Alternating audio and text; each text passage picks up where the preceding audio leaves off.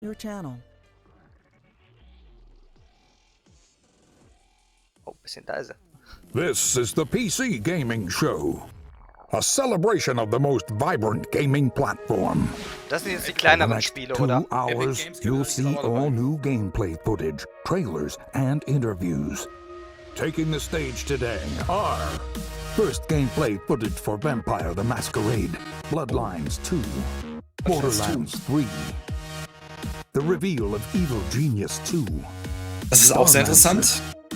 Last Oasis, 2 new games from Coffee Stain Studios, Griftlands, Planet Zoo, Oh, da freue ich mich drauf. Planet Zoo, klar. What's Next for Terraria, Boah, Remnants es ist also genau from die the richtige Ashes, Pressekonferenz.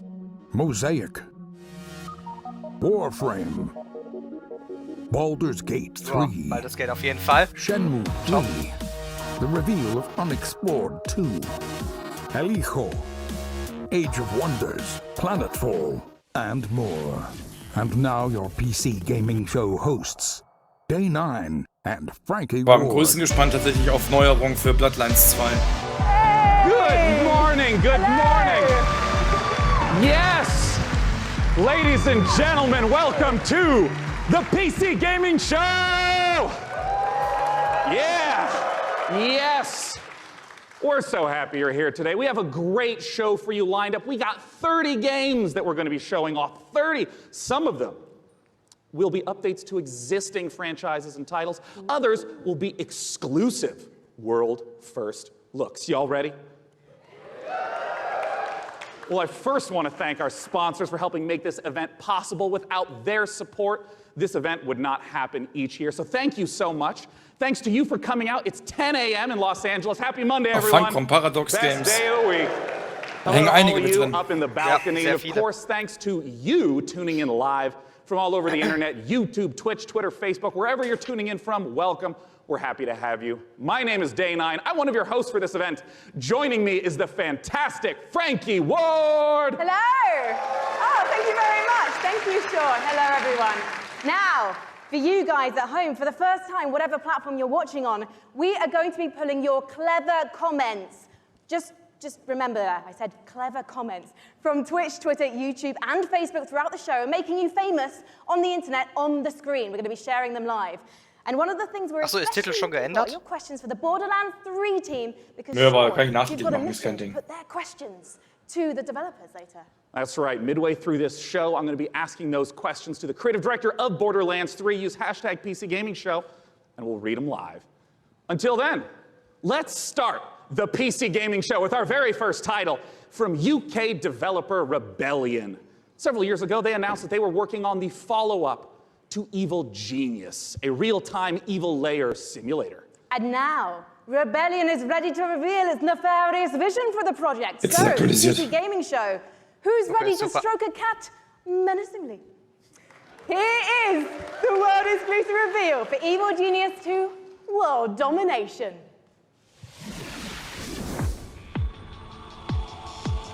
Den ersten Teil von habe ich ein bisschen gespielt gehabt, aber wenn der neue Teil auch grafisch noch ein bisschen ansprechender ist von Evil Genius, Ich habe den leider nie gespielt, die Teile. ist ganz lustig.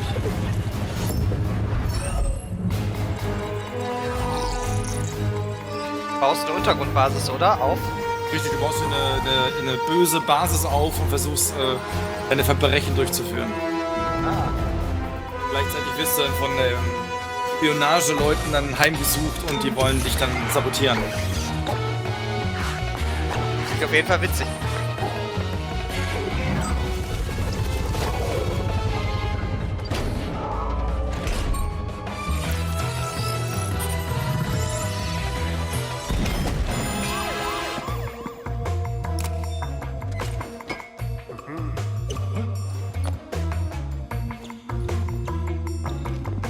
Grafik ist hier etwas von Team Fortress.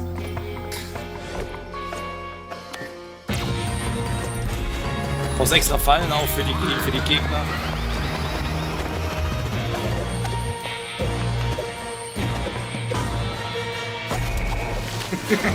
Ja, der ist gut. Eiffelturm klauen, also ein Mist halt, ne? Ja, sie sieht lustig aus. Vampire the Masquerade Bloodlines 2 is the successor to one of the most beloved RPGs ever. And with me to talk about it, I have Brian Mitsoda and Cara Ellison from Hardsuit Labs. Now, Brian, you were a writer on the very first game, so what does it mean for you to finally get to work on the sequel? It means that a lot of people have very high expectations and Yeah. we have to meet Yeah. those. sieht ein bisschen nervös aus. Well, let's take a look at whether you are going to meet them, because we are going to take a look at the world's first gameplay footage. Da bin ich gespannt. Das Problem ist wohl, dass man einen Dünnblütigen spielt. Also in der Sonne kann er nicht lange überleben, da ist er ganz schnell Fratze. Guess I have to be the one to tell you. You're dead. You're dead. Okay. You're obviously new to this whole existence, but truth is, most of you types won't even make it a whole year.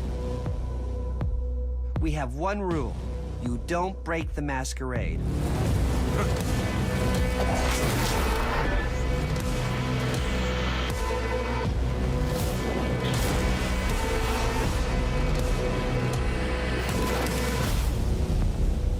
The city. We're all fighting over scraps here.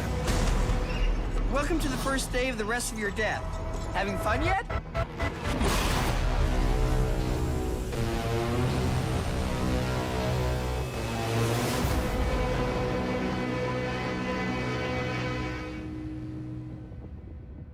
Erste Quartal sogar schon. Guys, what does it mean to be a vampire in this world? So in the Empire, what it is, it's kind of a darker version of our world, and the vampires kind of need to keep their presence secret from humanity. So the vampires are kind of staying hidden in the shadows while also needing to feed on human beings and kind of manipulating us in order to get blood. We're talking about feeding on human beings. I'm getting flashbacks to last year's show. Cara, it's not just a case, though, of sucking blood and filling up your health meter, is it? Actually, different types of blood do different things. That's right. So we have the resonance system, which means that essentially vampires can kind of see the emotional resonance of human beings, like War doch klar, dass fear Malkavianer or gewinnt, oder? desire, and then they can Ja, ich war auch eher feed für on those Ventru, wenn people dann. to like feel the same things as human beings do, to feel more kind of alive. Aber wenn du überlegst, dass that can Paradox be, eigentlich like, mehr auf dem tricky Strategiemarkt in the unterwegs ist, ne? And there were some really interesting characters in that trailer as well. What kind of Ich hoffe, die relationships werden are das we gonna be forming Spiel with them as a gut machen. player? Richtig gut. Amsterdam, Crusader Kings, very, Europa Universalis, Hearts of tactile, Iron. Very volatile relationships, very mature relationships, so it's going to be a fun time. And one thing that was really intriguing to me when I was learning about this game is you don't just get bitten and turn into Nosferatu, Dracula, or Brad Pitt. And to be honest, I think you should maybe put Brad Pitt into the game, because then I'm definitely playing it. You actually have to adjust to your environment to becoming a vampire, Zara.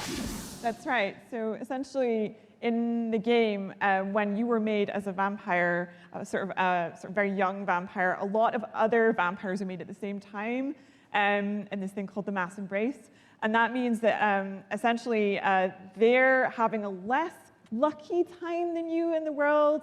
You're having a relatively good time compared to them because they don't know what they're doing. They're going through vampire puberty on their own. And you might have a family, you might have, say, a wife and children, and you are morally objecting to drinking blood to survive. And so you might have a less good time, let's say, than the player is having. So you can find them throughout the world as well. And Brian, the first game came out in 2004. You've been waiting 15 years for this. Any pressure? Yeah, tons of pressure. But yeah, we're going to make it worth it. Well, you know what? I know leicht people verhalten. around the world watching this, and of course the audience here, and they all can't wait to play this game. Can you wait, guys? There you go. So I think you've convinced everyone here now. When are we going to be able to play the game? We're going Q1 next year. Fantastic. And when can we learn more? Bloodlines2.com. Thank you so much, Brian and Cara. Good luck. Give it up, guys. Thank you so much. Now, have you ever wanted to play Dwarf Fortress in space? Starmancer is a space station sim from Ominux Games and Chucklefish. After a catastrophe on Earth, humanity has launched a desperate attempt to find refuge among the stars. Your task is to manage a colony capable of sustaining life, crafting components, controlling colonists, and sending out crews to mine asteroids. But when you're living in space, there can be big consequences for even the smallest mistakes. Let's take a look at the brand new gameplay for Starmancer.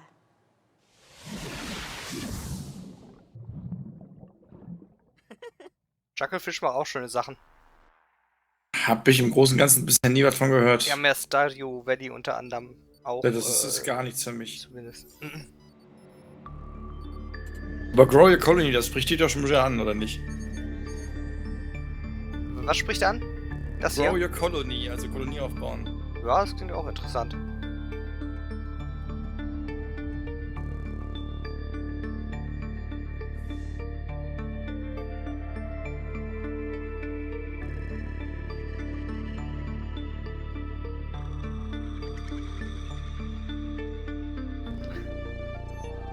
Was ist denn das, Terra?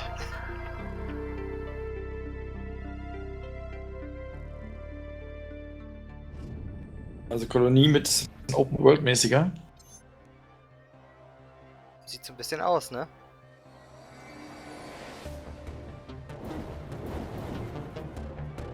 Aber die Karte vorhin hatten so einen leichten Touch von Fastest and Light gehabt.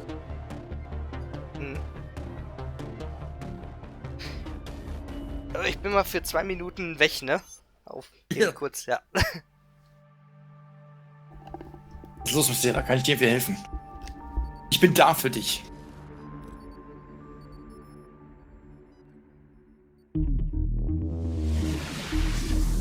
Our next guests both started as modders. And now, they each independently run their own studio. Let's welcome to the stage, from Tripwire, John Gibson, and from Torn Banner, Steve Piggott. Hey, Sean. Now I understand, both of you started as modders, working independently, running your own studios. Talk to me about the collaboration that you started together. Yeah, Steve. So we've known the Torn Banner guys for a long time, even giving them some advice when they were modders, going commercial, helping them not make the mistakes that we made. And we've been friends, and we've always wanted to work together. And now we've sort of formed this independent, former mod team, professional super group to get an awesome game out to fans. Yeah, and for us, this is a dream partnership as well. We've always been really close with Tripwire, and we really respect their games. We see them as one of the few studios that's bringing true innovation to the FPS genre, and that's what we're all about as well. Well, let's take a look. Mein Gott, World Upcoming Exclusive. collaboration Kenn ich irgendwoher die between ganze Torn Zeit. Banner and Tripwire.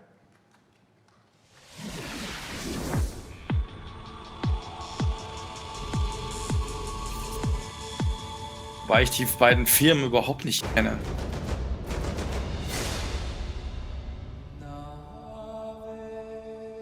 You go first. It's your chicken. Das ist jetzt das neue Mortal. Oh. Mortal ist doch schon draußen, oder? Ja, das sah aber ein bisschen aus wie Mortal. Boah. Du musst das Video neu starten. Bei wie vielen Minuten bist du? Wieso musst du neu starten? Weil ich jetzt das nicht so gemacht habe. Chivalry. Mortal ist an Chivalry 1 angelegt. Deswegen erinnert es auch so stark daran. Ich bin bei 43,40. Ich bin schon bei 56. Wieso bist du Sag mir Bescheid, wenn du bei 44 bist. Dann mach ich weiter. Okay.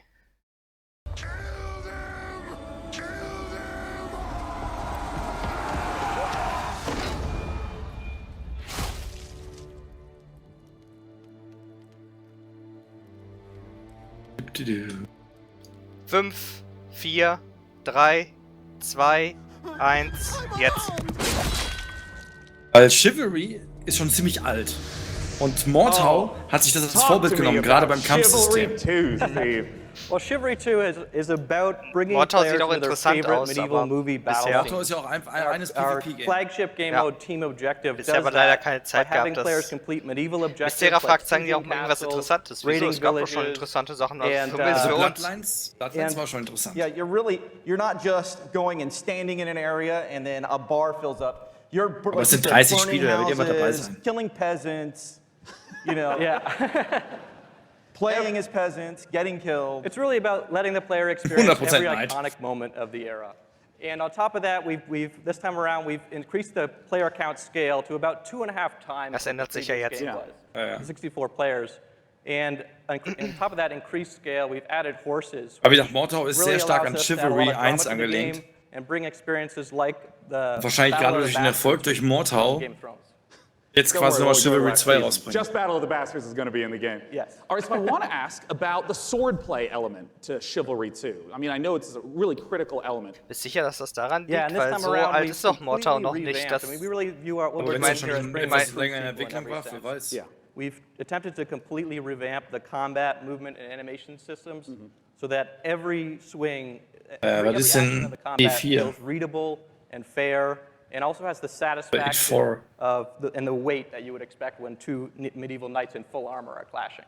Yeah, and it's very, It very versagt- fluid it and versagt much mir more jetzt auch accessible than nichts. the previous game. And it's, you know, the pace is so much quicker. It was what I really enjoy when I'm playing it. Yeah, and I wanted to ask about the fluidity, because in a lot of melee combat games, you hit a button and there's like a full animation swing and then you sort of reset. So it's kind of these discrete, chunky times. I understand that in Chivalry 2, the swordplay operates differently than that. Yeah, we kind of think of it like when you're swimming, where you're kind of constantly using both arms at the same time. And Yeah. a core Ach, ein part Film. of our focus this time around has been making it so that players can fight multiple opponents at the same time. Like 1-on-3, 1-on-4 situations. Exactly, because that's fundamentally part of the becoming the ultimate warrior fantasy Right. and achieving glory on the battlefield. Well, I mean, I do have to ask, I'm talking about swordplay and mastery, but the original Chivalry, I mean, it's kind of like Ach so, Independence silly Day 2. fun. Okay. Like, how do you balance the mastery with the fun element? Yeah, our goal has always Ich fand been die gar to nicht make mal it so so that schlecht, players can Chap. take the game as seriously as they want to and also as silly as they want to. We know that probably about half our audience plays the game drunk, and we love that.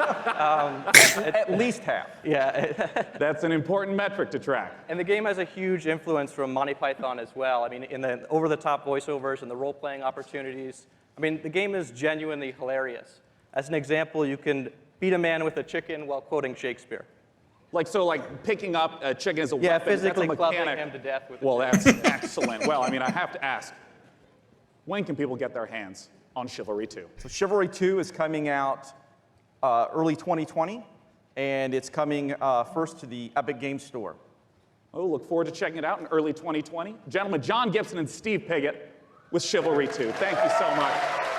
Ich glaube, ich muss mir den Epic Games We Store are jetzt auch just bald getting holen. started here at the schon zwei Spiele PC drin. Gaming Show. Let's take a look at what's coming up next. Allein wegen Beyond Two Souls und die ganzen geilen ehemaligen PS-Spiele. Die Quantic You're Dreams. watching the PC Gaming Show. Coming up, Jetzt gibt's Werbung oder was? build a world for wildlife in Planet Zoo.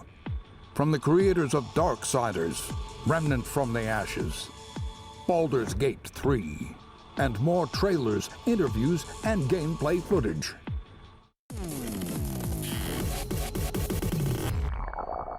Ich hoffe, die Werbung rausgeschnitten ist. Ist offenbar nicht rausgeschnitten, ne? Oder?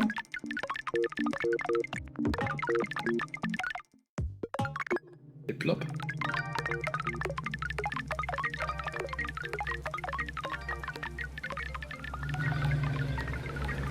Totaler Fun.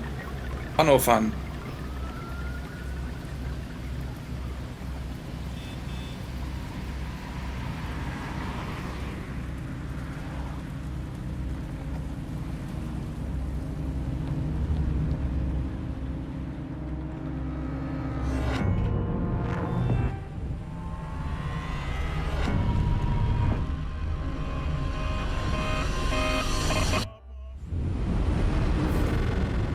Mosaik. Mosaik. Dieses Jahr noch raus.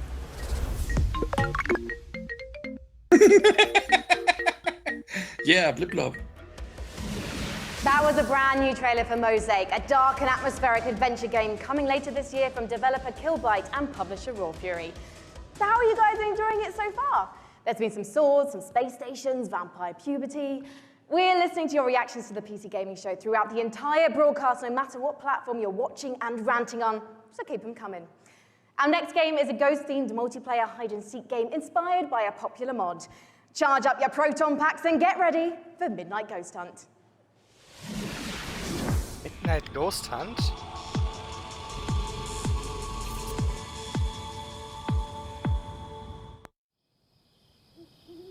Coffee Stain. Multiplayer Hide and Seek.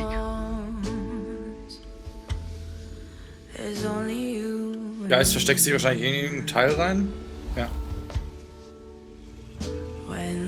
Geisterjäger kommen im Dingens mit dem Protonengeschoss.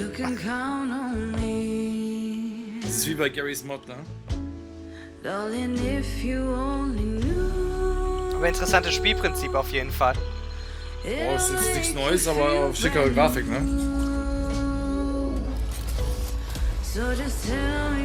Da gab es ja, glaube ich, schon ein Widget, dass man sich in Gegenstände verwandelt, ne? Das kam später raus. Garys Mod war einer der ersten. Allein ein Stuhl kommt. Gut.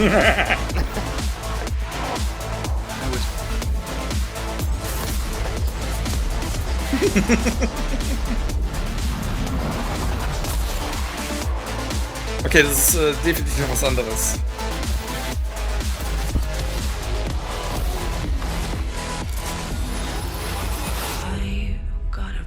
Das könnte sehr lustig sein. Ja, zu mehreren bestimmt. Also wenn da mehrere... Das ist echt cool. Ich gehe mal auf die Internetseite währenddessen.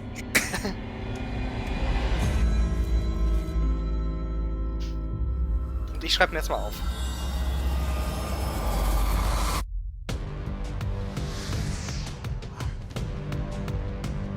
Joining me on the stage to talk about Midnight Ghost Hunt is the dynamic one-man team. Creative director, programmer, designer, it's Sam Malone! Thank you for having me. Sam, please tell us what is going on in that. What is Midnight Ghost Hunt all about? So, Midnight Ghost Hunt is a multiplayer ghost hunting hide-and-seek game.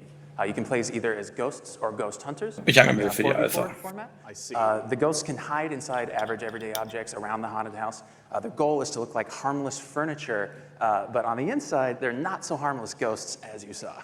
Yeah, and if I'm understanding correctly, it's not about hiding as a lamp to try to assault and take out a hunter. It's actually, you would do that so that way you can keep running away and continue to hide. Exactly. So the main objective of the ghosts is to try to stay hidden as long as they can until the time runs out, until the clock strikes midnight.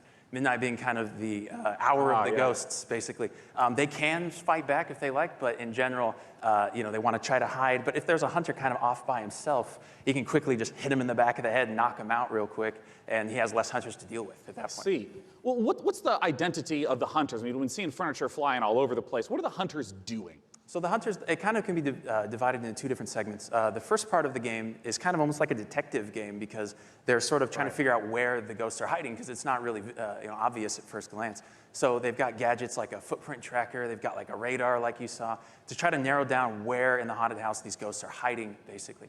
As soon as the first ghost is found, though, it starts getting a bit more chaotic. There's ragdolls flying everywhere, and they have that cannon to really try to smash the ghosts into pieces. So those are kind of the two aspects of the ghosts. I see. Well, talk to me a little bit about the inspiration for Midnight Ghost Hunt. I understand it's based on Gary's mod called Prop Hunt. Right. So that's definitely a big inspiration, but the big twist for us is that the props fight back. You saw the furniture, they hurl themselves at you, they knock you out, they send you flying. So it kind of almost becomes like this action hide-and-seek sort of mashup.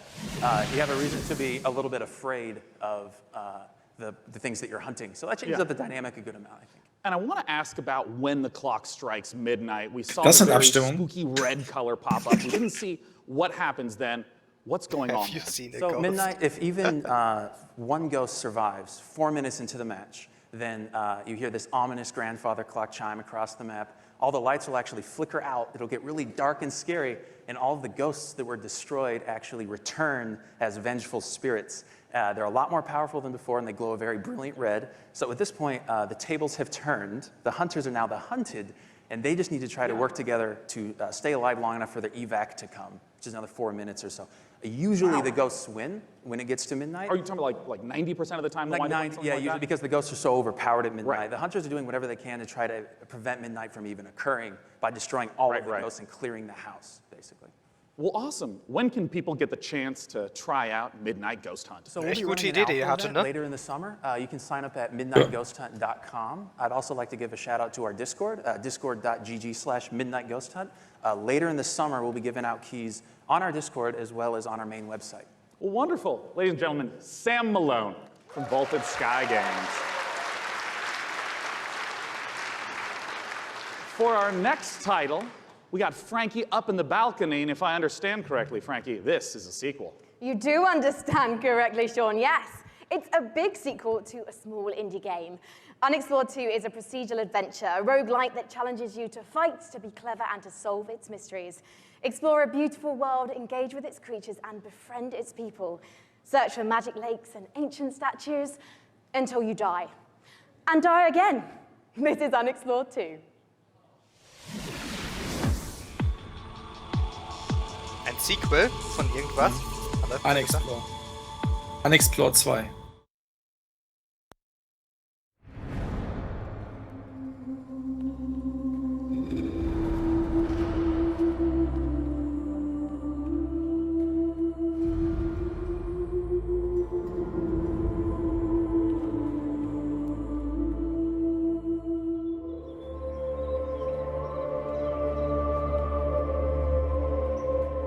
Hübscher Grafikstil.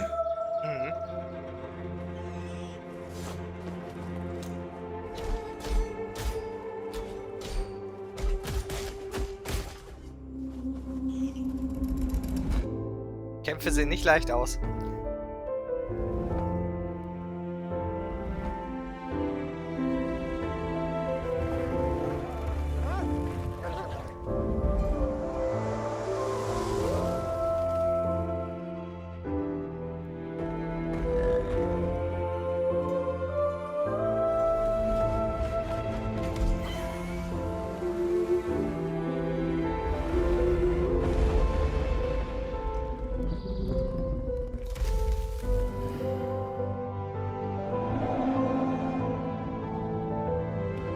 Ich glaube, kämpfen tust du gar nicht. Doch, hat man doch gesehen gerade. Sie wurde angegriffen, aber sie hat sich ja nicht wirklich gewehrt. Also gut, stimmt.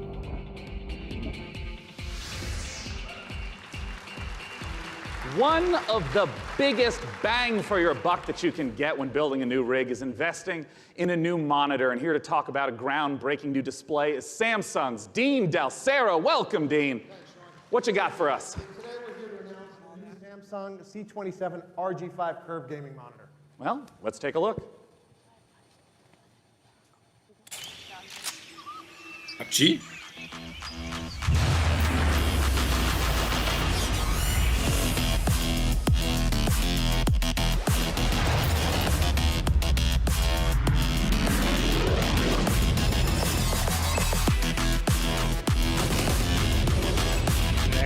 Monitor.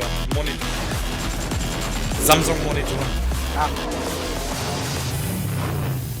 Ein neuer Gaming-Monitor.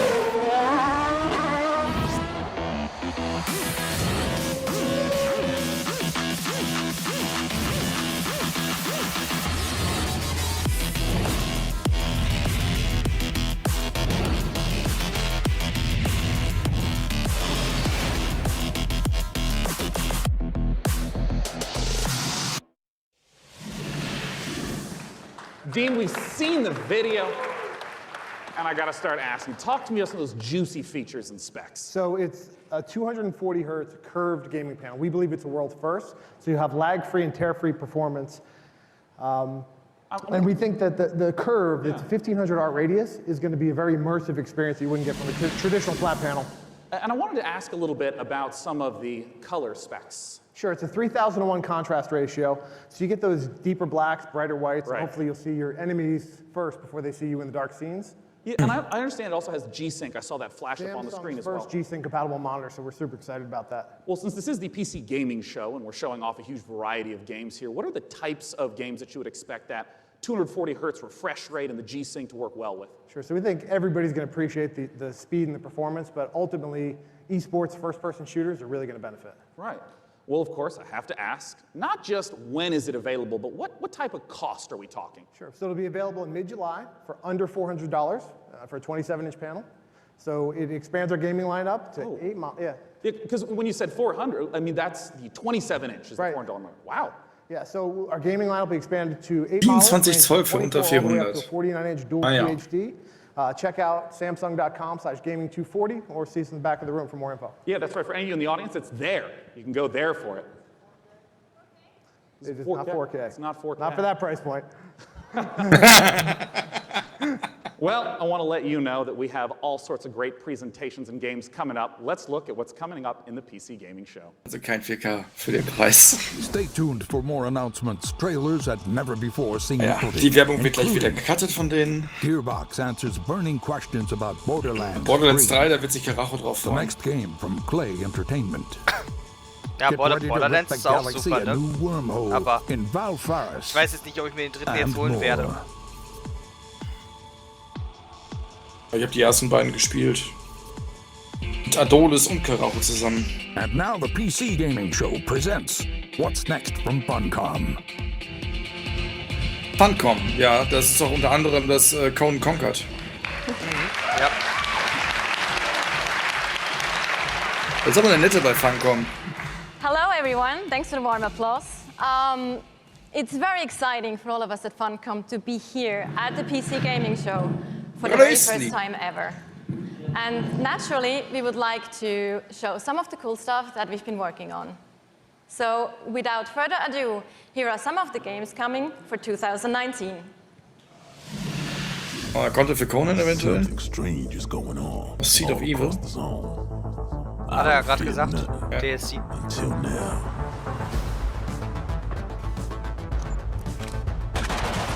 Ist aber auch bockschwer, das Spiel.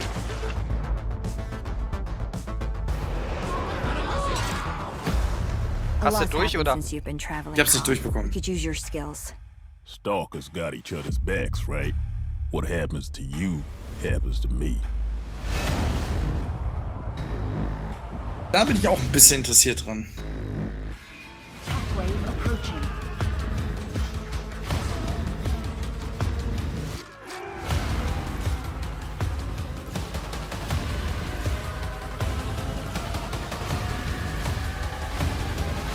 Ja gut, das gibt's ja schon, ne? Ja, richtig, das ist schon draußen. Wobei ich Echtzeitstrategie-Spiel mit Multiplayer besser gefunden hätte, als gegen Wellen anzugehen. Moons of Madness, Halloween.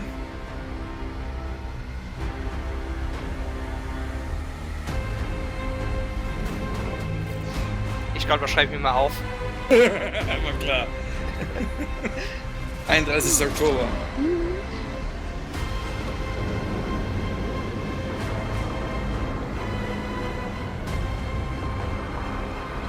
Müsste jetzt auch Dingens bald rauskommen, oder? So Sinking City? Ich glaube, das kommt erst nächstes Jahr, oder? Das Cthulhu-Spiel? Meine ist nächstes Jahr.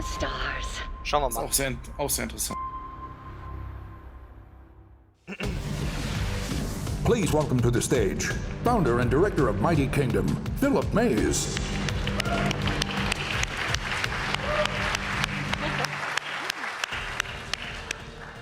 So yeah, at Funcom we've been doing our own games for over 26 years now. But recently we had the great pleasure to be working with some other very talented developers and help them publish their games. And on that note, I'd like to introduce Phil Mays.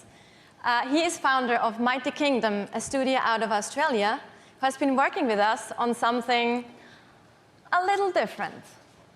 Thank you, Natasha. Ist das so schwer, Justin So on Van April Beat? 1st this year, we Meinst put du, out a dass little es so schwer trailer ist? for something called Conan Chop Chop. And considering the date, it was perhaps no surprise that people decided that that was an April Fool's joke. So yeah, we have a little surprise for you. Check this out. It was not a joke.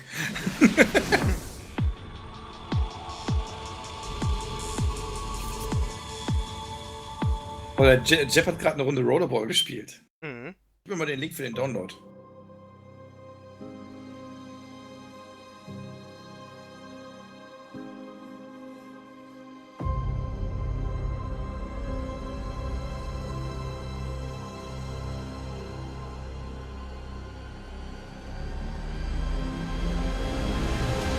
Ach, Uplay, okay.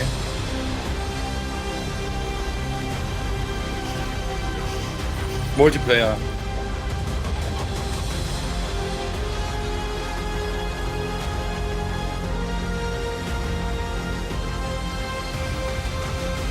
Das sieht auch interessant aus. Ist im Grunde genauso wie dieses Rampage Knights und wie sie alle Ja, heißen. genau.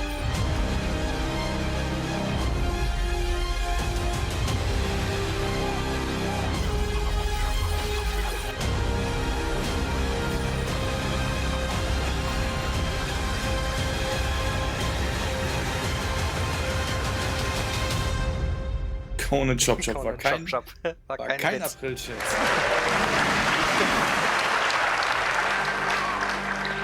So there you have it, Conan Chop Chop. It's a roguelike action-adventure game. It's very real, and it's coming to PC, Xbox One, PlayStation 4, and Nintendo Switch on September the 3rd this year. It's 2019. We also have a playable version here at E3 at our demo room, so if you want to give Rollerball ist jetzt 4 Tage Conan a Alpha. try, then please don't hesitate to drop by. Thank you. Thank you so much. Kannst du über den Uplay-Account quasi für 4 Tage spielen. Klingt gut. Last Oasis is a nomadic survival game set in a post-apocalyptic future where the Earth has stopped rotating. The last humans need to outrun the blazing sun in massive open-world environments. Good times. But cheer up, sunshine. This is one of the most original-looking multiplayers we've seen, with interesting ideas underneath. A player-driven economy and some truly incredible death machines. Coming to early access on Steam on July 15th, let's take a trip to the Last Oasis. My tribe built wooden legs to lift us over the burning sands. We must move forward, or die beneath the sun.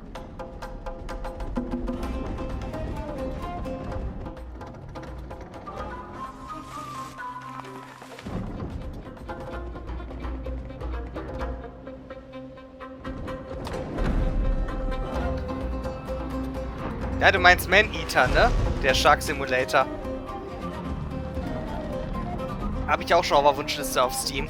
Der kommt auch gleich noch hier in dieser Show. Soweit ich weiß. Da hast du recht. Jeb.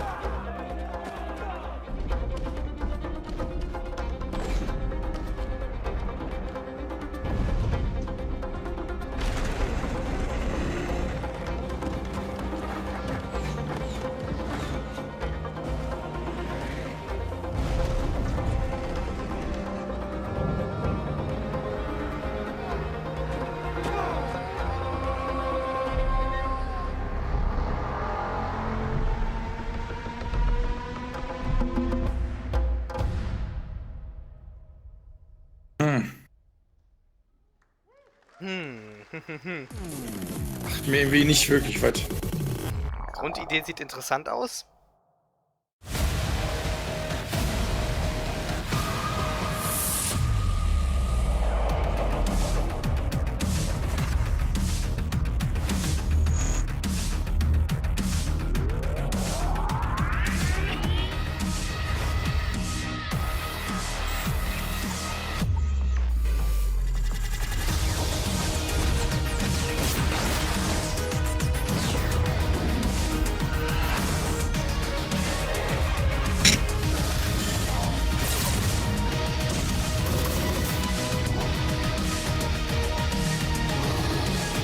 Planetfall, ne? Ne, da stand Age of Wonders, Planetfall. Ja, Planetfall, genau. Ja.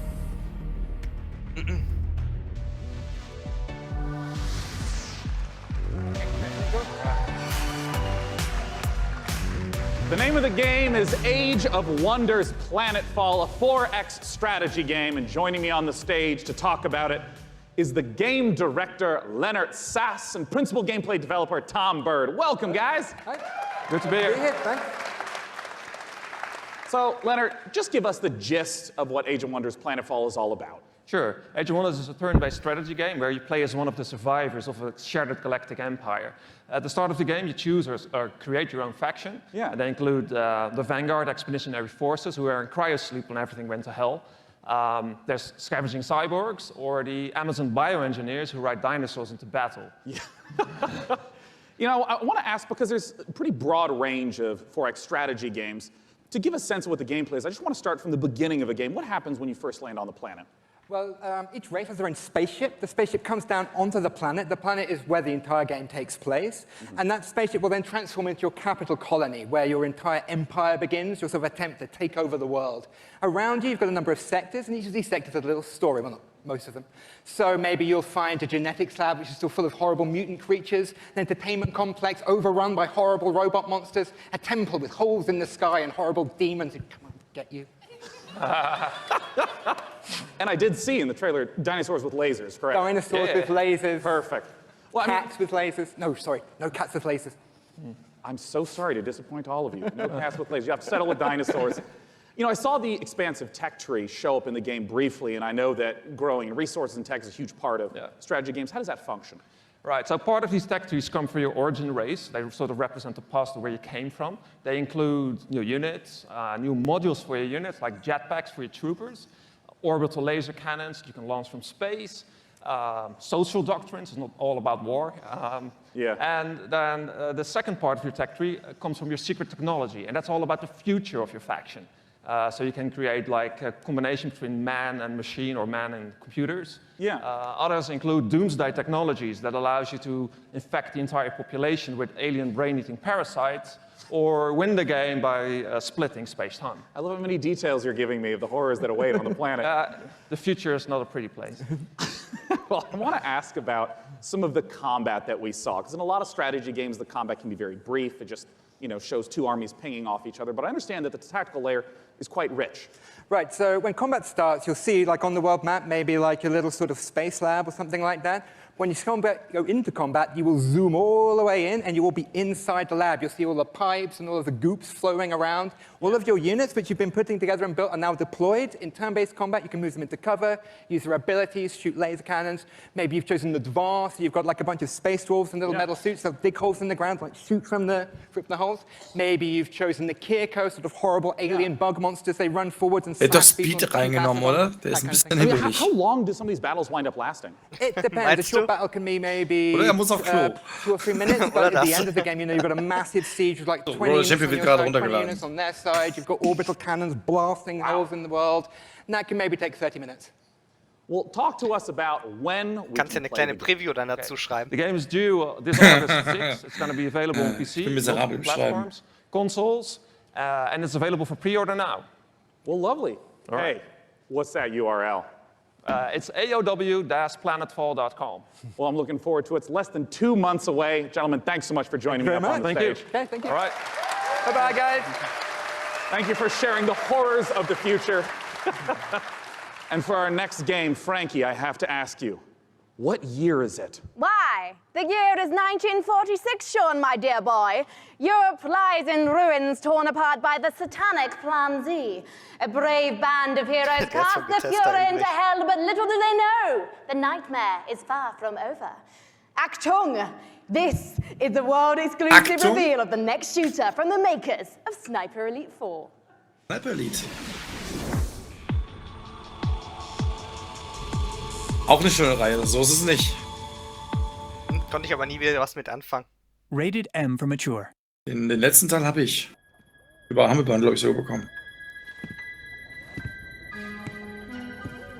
Okay, keine Spielgrafik, aber es zeigt Mechaniken.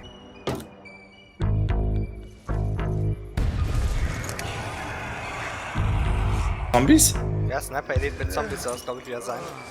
Meine ich.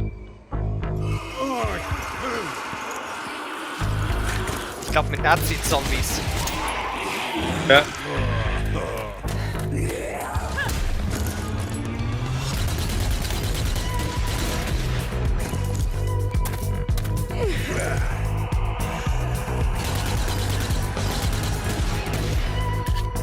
Keep up.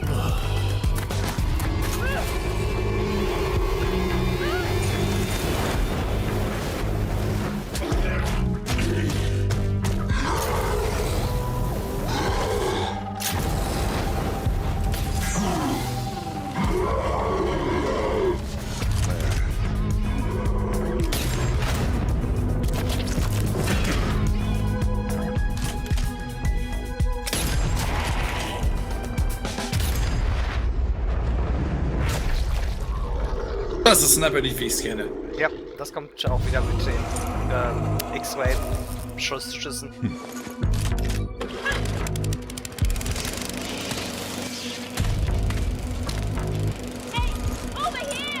Roger that. Just die. Come on, let's go.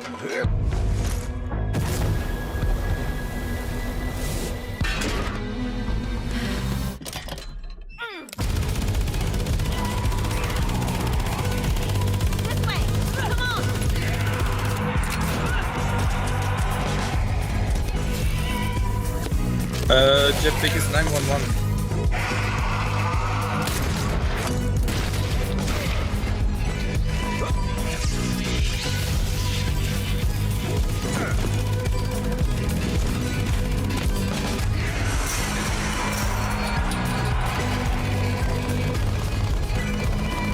Ja, aber der Zombie-Modus ist nichts für mich.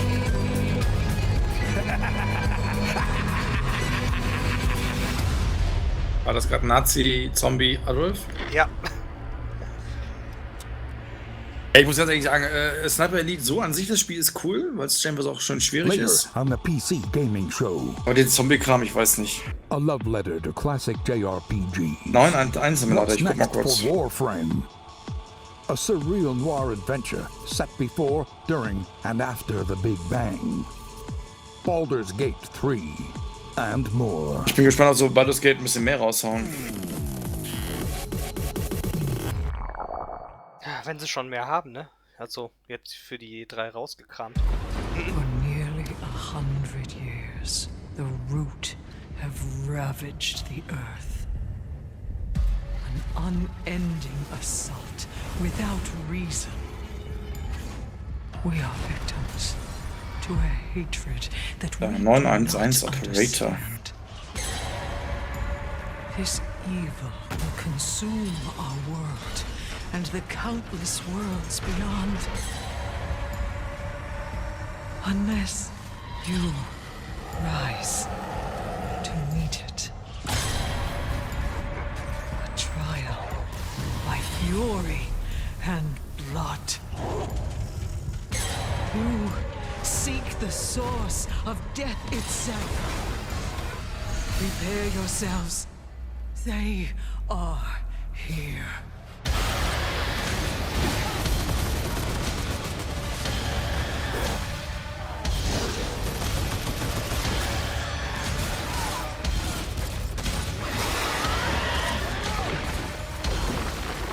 Das sieht aber auch gut aus. Ja. Remnant from the Ashes. Ich muss sagen, das 911 Operator sieht nicht schlecht aus. Joining me on the stage to talk about Remnant from the Ashes. In that trailer, we got the chance to see so much new gameplay footage and new environments. Let's welcome the CEO of Gunfire Games, David Adams. So David, I want to ask right away, for those who are unfamiliar with Remnant from the Ashes, what kind of game is it? So Remnant's a co-op action shooter set on an apocalyptic Earth and across a bunch of cool fantasy worlds. And I mean, in that trailer, we got the chance to see a huge variety of different environments. Like, what are these different places? Who's the player in this story? So as a player, you're on sort of a Odyssey-like quest to save the world, and we really wanted to have a bunch of different cool locales that you go to just to experience a bunch of different stuff. And you start on Earth, but it rapidly changes very quickly as you get into the game. And one thing that we've talked about before is that replayability is a huge focus of the game, that you could play through it 10 times and still be seeing new bosses, new monsters, new locations. How exactly does that work? Yeah, I think one of the coolest features of the game is the dynamic generation system. So we generate the maps, the enemies, the quests, NPCs, bosses, everything. You've built those all by hand, right? Yeah, it's all hand scripted, but the system takes all the pieces and stitches it together. So you might play the game and come into work and say, hey, I talked to a giant tree and fought a dragon boss, and I'll be like, I met a guy in a helicopter, an old guy in a helicopter, and killed a tree ant. And we'd have completely different experiences playing the same game. And you just have to keep going through and eventually explore what all the possibilities are. Yeah, you can play the game over and over again to see the stuff. You can jump into your friend's world to experience the content in their world, and that's a big part of the game, just jumping in and seeing what you get. Well, I want to ask about loot, which is, I understand, a big part of the game. How does it function alongside this ever-shifting gameplay experience? Yeah, the loot in the game is all legendary items, and it's tied into the dynamic generation. So if you fight a boss or meet an NPC or get a cool, unique side quest, it generally coincides with a cool, unique item. It might be a boss weapon or a magical item or armor. So if you play the game and you get all completely different events, you'll have different equipment than I have. And in the trailer, I also saw that there were 3 people walking through these, and you mentioned the co-op experience. How does co-op function in the world? So the game's full co-op from beginning to end. You can jump in at any point, and the game's definitely slower paced, more difficult. I mean, you will die a lot in this game, so awesome. There's a huge advantage to bringing your friends to come in there and help you take down bosses or fight off different events or just generally progress through the world. Yeah, well, I mean, as a big fan of Bloodborne and Dark Souls. I'm really looking forward to Remnant from the Ashes. What's the release date, and where can people go for more information? So Remnant's coming out August 20th on awesome. PC and Xbox and PS4. And if you pre-order the game now, you can actually get in early and start playing the game August 16th. Well, awesome. Ladies and gentlemen, David Adams from Gunfire Games. Thanks so much for talking to us about Remnant. And as we mentioned earlier, keep those questions coming. I will be asking on stage the creative director of Borderlands 3 everything you want to know. Doesn't matter what platform you're on, just use hashtag PCGamingShow. And until that time, let's talk about our next title. This one was announced 2 years ago at the PC Gaming Show here. It's a game from Clay Entertainment called Griftlands. It's changed quite a bit in the last 2 years. It's now a deck-building roguelike where you don't just fight, but you also negotiate your way through a broken-down sci-fi world. It's going to be available on the Epic Game Store in one short month on July 11th in alpha. Let's take a look at some of the footage of what you'll be playing.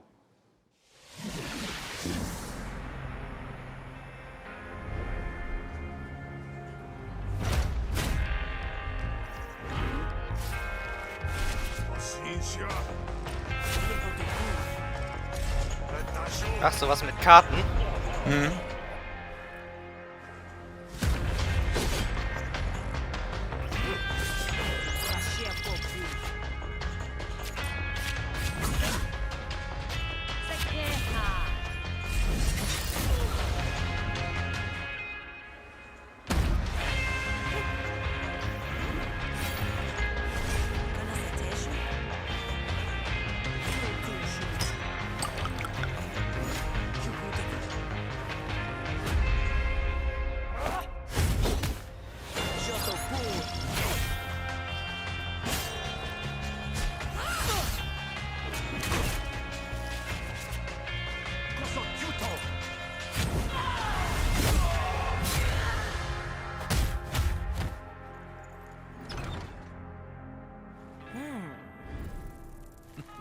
Hat ein bisschen was von Slay the Spire, ne? Ja. Ist ja auch im Grunde dieses Dungeon Crawler mit Kartenspielsystem. Ja, oder dieser Set of Fate, oder? Planet Zoo is the latest game from the makers of the brilliant Planet Coaster. Please welcome Piers Jackson and Lisa Borens from Frontier Developments. Frontier. Now, Piers, Jetzt kommt what kind of zoo are we going to be running? Planet Zoo. So Planet Zoo is a new sim game from us. It involves you building and looking after a modern zoo, and you get to look after the most authentic animals we believe you've ever seen in a video game. Each of our animals are unique. They have their own needs, their own desires, and their own behaviors. They interact with each other and react with the world you build around them. And today, for the very first time, we're really excited to show everyone here our gameplay video and to announce our launch date. Well, fantastic. Let's try the world's bin largest ich mal family gespannt. pass and take a look inside.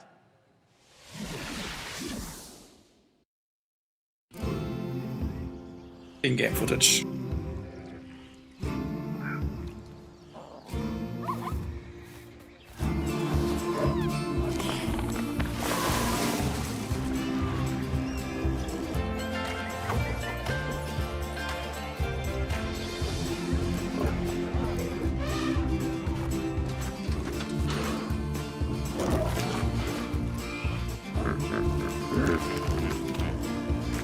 Und die scheißen wirklich so. Wenn die kacken, dann wedeln die ganze Zeit mit dem Schwanz.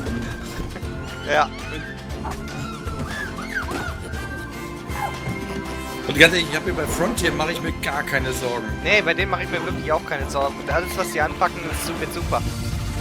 Also Planet Tycoon war super, Jurassic World war super. Einzige, was bei Jurassic World immer noch vermisse, sind halt Wasser- und Flugsaurier. Ja. Ich fand die Maps auch ein bisschen zu klein bei... Sie waren halt nach den Inseln nachempfunden, das heißt, da hast du keine große Auswahl gehabt. Ne? Ich hätte halt lieber eine große Insel gehabt, statt mehrere kleine. Ist aber eine persönliche Sache. Aber sonst war das Spiel super. But before we saw the trailer, Piers mentioned this is a modern zoo, but what exactly does that mean? So nowadays, when you go to the zoo, you're not just going to see all the lovely, pretty animals. You go there, you want to be, learning about conservation. You want to learn about the research that they're doing. You want to be educated. And these are all things that you're going to be able to do in Planet Zoo. And these ideas of the modern zoo is really what we take to heart. And we're going to be promoting, the health and the welfare of your animals as the most important thing to do.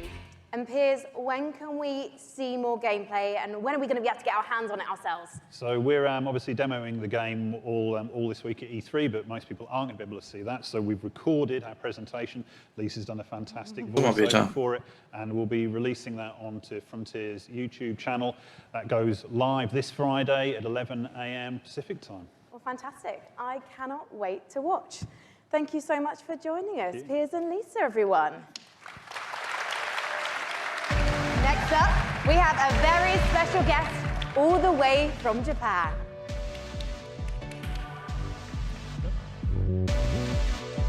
Please welcome to the stage, gaming industry legend and Shenmue creator, Yu Suzuki. Teil 3. That is right. Ladies and gentlemen, joining me on the stage is a legend of Japanese game development. It's Mr. Yu Suzuki. Hello, everyone. In addition to being the brains behind the following games, Hang On, Space Harrier, Outrun, Afterburner, Virtual Racing, and Virtual Fighter, Yu-san also created the Shenmue series. And he's here to talk about Shenmue 3 right now. Take it away, Yu-san. Ein riesen Kickstarter vor allem. Ja, stimmt. Erfolgreich, meine ich. Sehr erfolgreich. Ja. You are standing on the stage today.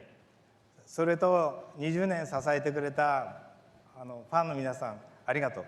I just want to say thank you to all the fans supporting me for the long 20 years. Thank you very much.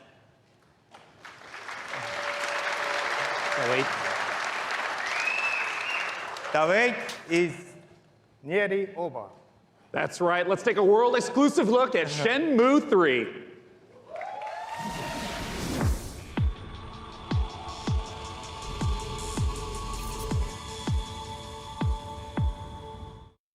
Honestly, I don't think your Kung Fu is strong enough.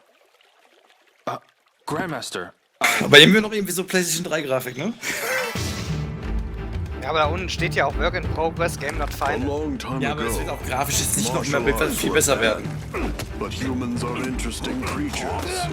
They practiced in secret, away from prying eyes, and became stronger. One even practiced atop this very boat. Non-Tread survived the ban and was passed on in this way.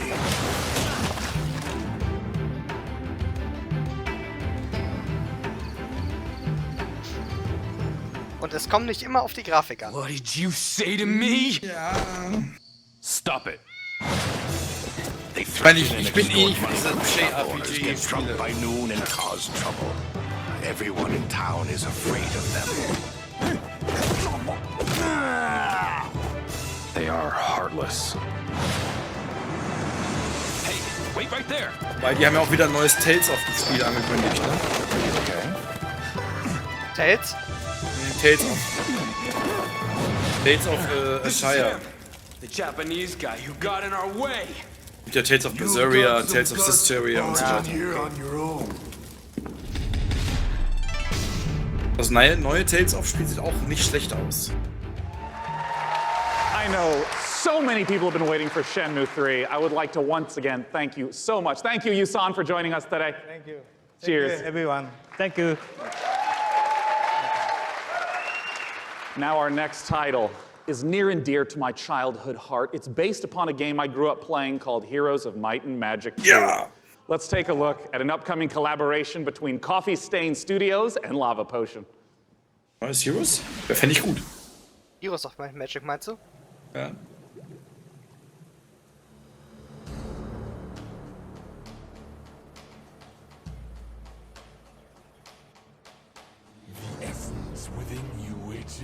Es ist auf jeden Fall lookmäßig Heroes of Might and Magic. Its near and its far, inhuman and armor and beasts of the land. It flows through the forests, it breathes the sand.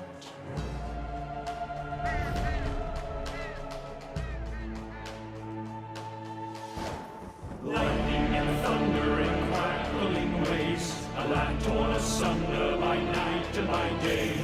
Wo anstatt den normalen 2D-Grafikstil irgendwie pixeliger.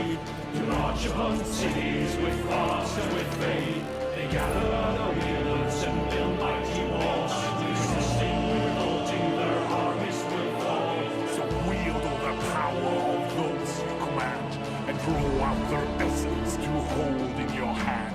Unleashed on them all, so in these final hours, we'll raise every bill to take back what was ours.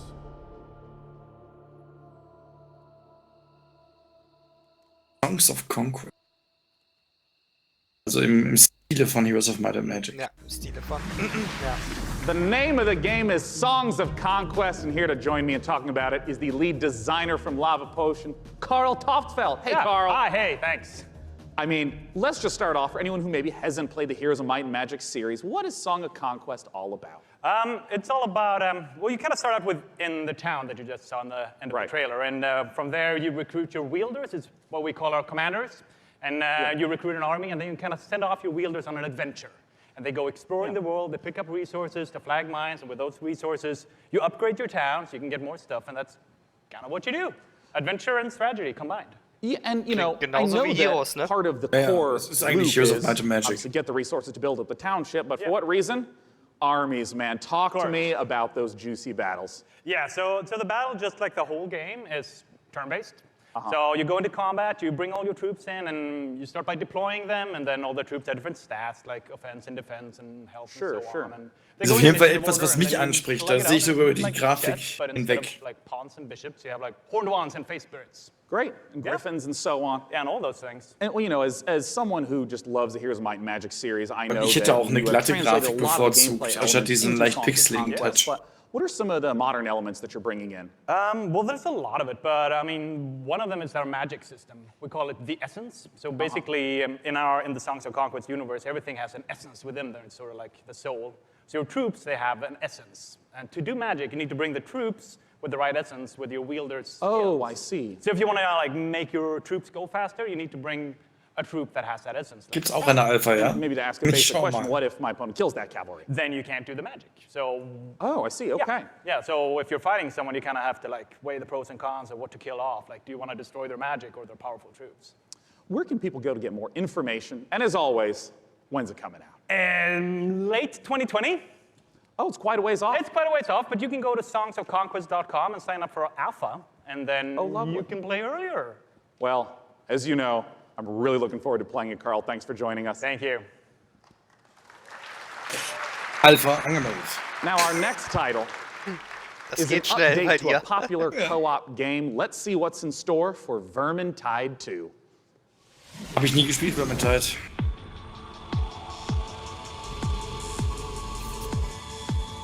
Ist aus der Warhammer-Welt, ne? Genau. Warhammer Vermintide.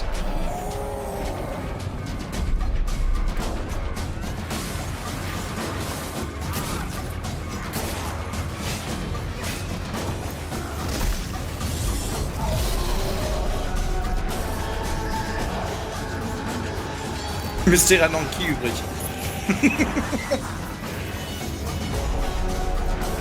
Okay.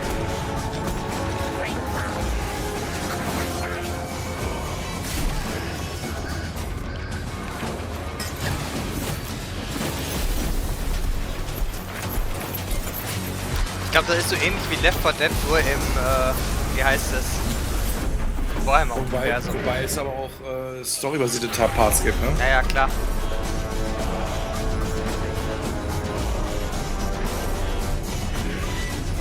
Die Beta war gehypt, sagt der Jeb.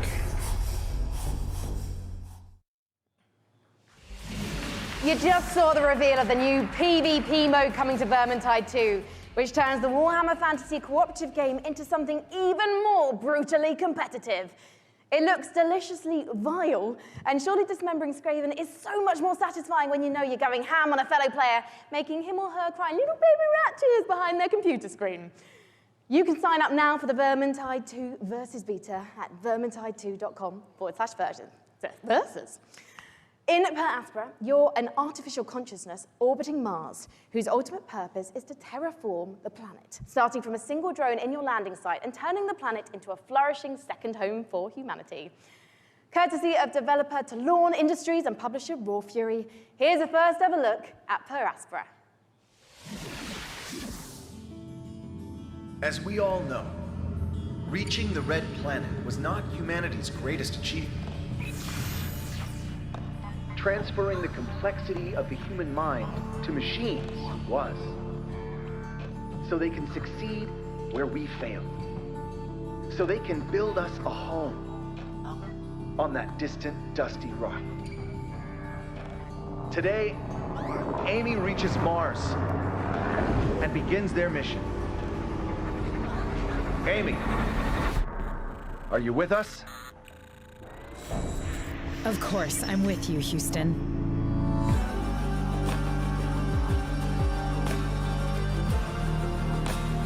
Auch wieder Aufbaustrategiespiel. Mit Ressourcen und so weiter. Ja, sieht ganz interessant aus. Ich habe mir ja vor kurzem dieses Mars-Spiel geholt, Survival Mars. Das ist auch In the Assassin's Creed universe, our next guest sent players back in time to rewrite history. But for his debut project with indie studio Panache Digital Games, he's going to take us back 10 million years to where humanity began. Here to tell us all about ancestors is creative director and co-founder Patrice Desolé. Welcome, Patrice. Thank you for having me. I'm really happy to be here. I've been waiting 10 years to come back on a big stage at E3 showing off a game. Well, it's fantastic to have you back. I just want to ask, what inspired you to tell the story of human evolution? Well, when I started Panache, I needed a game, an open world game in which you can do a lot of things. You need a character in a 3D environment at first. And I said, oh, I'm the historical guy, I'm the historical dude. So Das habe ich doch schon gesehen gehabt. Du fängst mit dem Uraffen an, ne? Richtig, ja. Very beginning. It'll be easier to do. So ein bisschen den Weg der Evolution gehen. I won't have to build technology, and I was a bit naive. Because das ist auch Roguelike halt. Wenn du stirbst, dann nimmst du einen deiner Nachfahren ein. It doesn't sound easy. War, glaube ich, schon auf der letzten E3 angekündigt, meine ich. Well, you play our last common ancestor, right, of all the big apes, and then you have to explore your environment, and eventually you expand your territory, you expand your clan, because you're not playing that one badass character. You play a group of badass characters. And eventually you evolve into different species, up until Lucy, the Australopithecus, roughly 2 million years ago. Genau, Lucy, der I erste imagine our ancestors had a lot more Affe. issues to deal with than we do today. Richtig. There's going to be a lot more dangers in this world, so tell me a bit more about those. Well, it's all about from a prey to a predator. Basically, at the beginning of the game, everybody's there to kill you and devour you. And basically at the end, it's pretty much you, where you're the predator and everybody's afraid of you. And that's the idea of Ancestors, the Humankind Odyssey. So, Patrice, ultimately, what is the key to evolving your clan successfully? Curiosity. You need to explore, because, you know, I made a game about characters and you needed to follow the story I wrote for you. This time, you're basically writing the story. Gibon, ist klar. Like, there's no story per se inside. It's not about going and see mission givers. It's not about looking at the mini-maps and the little dots. It's about you, hey, Homo sapiens. Can you survive like our ancestors did? And that's the question I'm asking the players. It'll be for you to answer that question August 27th. Well, I was going on PC first. I was going to ask you when we can see it, and you answered my question first. Thank you so much, getting Patrice. good at this. As Patrice says, Ancestors will be released August 27th, and you can learn more at ancestorsgame.com. Thank you.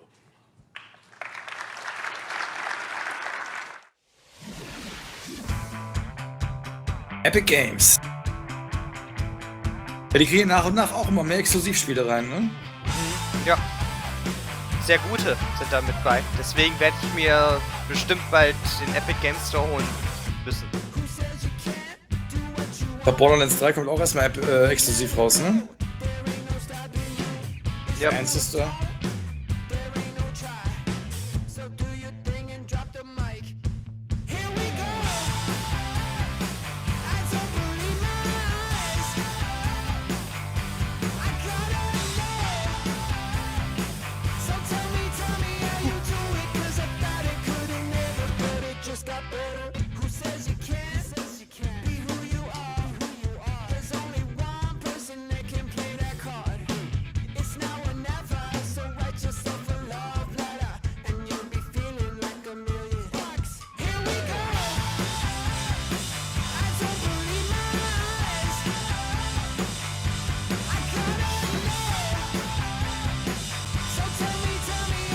2. Ist ja ein uralt. Der erste Teil ist ja schon sehr, sehr alt, ne? Also Epic Store mit momentan Genesis Alpha 1, Metro Exodus und Satisfactory. Obwohl derzeit in dem Game Store gefällt mir auch dieses Spiel, wo man im Weltraum ist und die Kamera zwischen den Kameras herschalten muss und der Überlebenden da helfen muss. Das ist ja auch relativ frisch auch. Ja.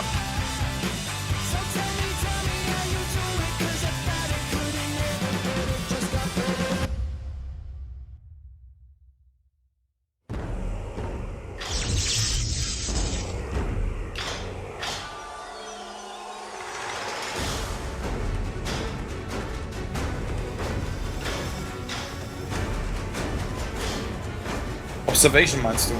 Genau, Observation, ja. Das ist von Devolver Digital. Unter anderem.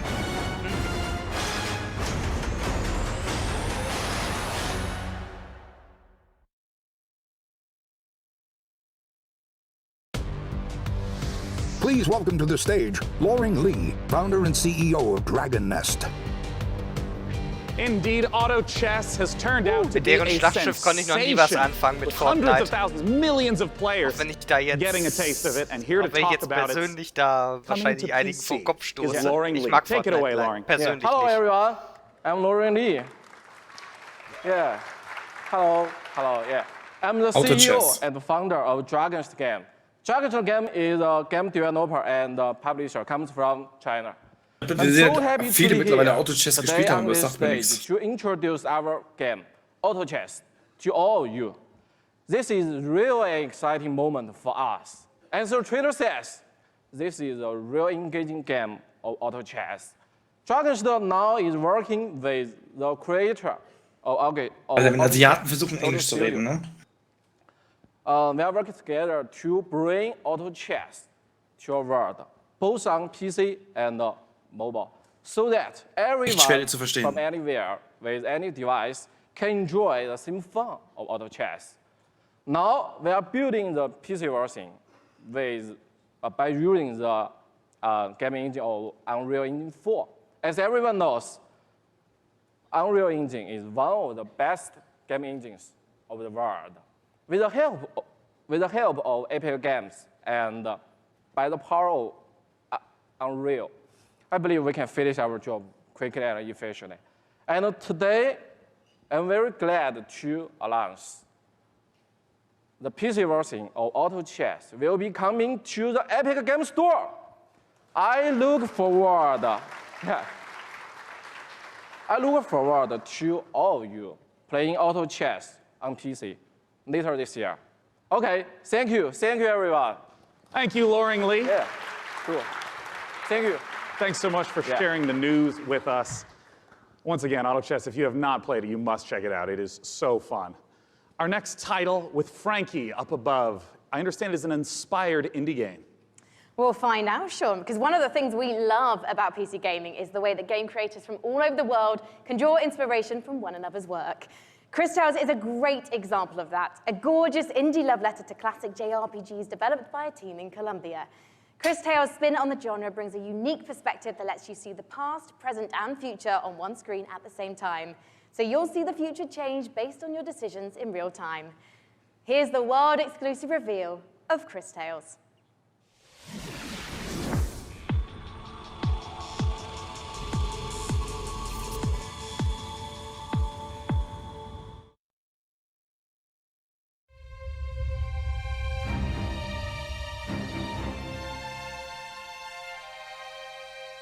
If you saw what was, what is, and what would be.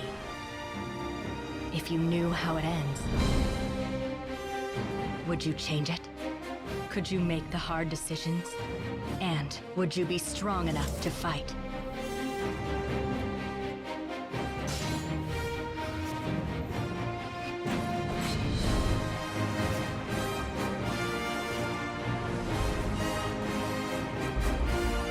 If you learn from the past and act in the present, you can rewrite the future.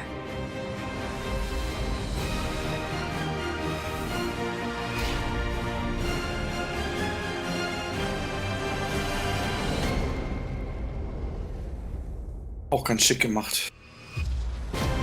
Oh, hat was. Ist ganz hübsch. Sehr hübsch sogar.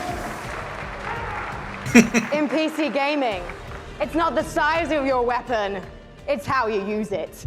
And I'm holding one of the, well, quite frankly, it's a bit average, isn't it? It's just your average, you know, Glock, really. No, it's one of the ridiculous alien weapons from our next game, Valfaris. A brutal, heavy metal-infused 2G action platformer inspired by true old-school classics like Contra and Turrican. Assuming the role of fearless warrior Therian, players must blast and slash their way through the doomed citadel of Valfaris, overcoming its deadly environments and enemies before challenging the arcane evil at its very heart. Get ready to rip the galaxy a new wormhole. From publisher Big Sugar, this is Valfaris.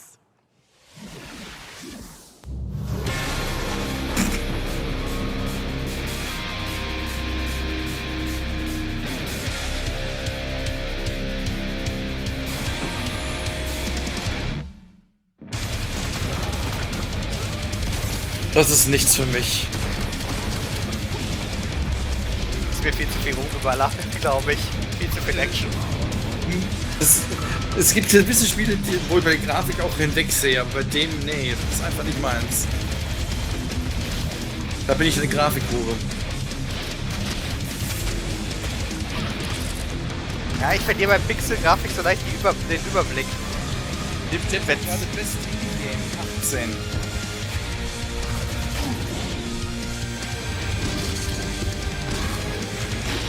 Welches? Das da. Das?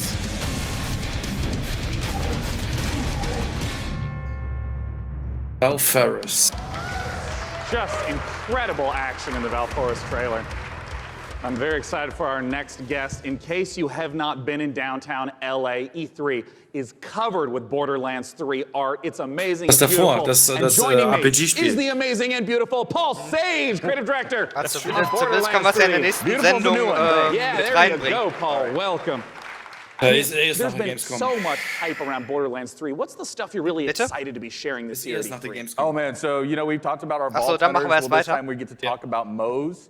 And she is our gunner vault hunter, so she has a big mech, so it's one of the things. All about loot. We're talking about, you know, the different loot, such as shields, grenades, those things, going to different planets, so a lot of stuff to talk about. Well, I mean, I want to start right off with Mose. Tell us everything you can about her. Okay, yes, I'll tell you everything I can. So Mose, again, like I said, she's a mech pilot. She has this big mech, it's called Iron Bear. She gets into Iron Bear. Yeah. You know, we have multiple action skills, which means that she can equip either a minigun or a railgun or a flamethrower. You know, if you want to barbecue your enemies, something like that. So, you know, yeah, Mose is a terrifically fun character for us right now. Now, we've been excited to be collating a whole bunch of community questions. We're going to break them into two categories. First, there's a whole bunch of repeat questions that I want to make sure we get to right now. One of the big categories is about loot, because you've mentioned having a billion guns earlier, but what can you tell us about some of the other gear, the other progression systems in the game? Yeah, so let's talk about grenades, like one of my favorite things that we don't get to talk about a lot. So in the past, we've had grenades that they've had like one thing. They can bounce, they can stick to different things, you know.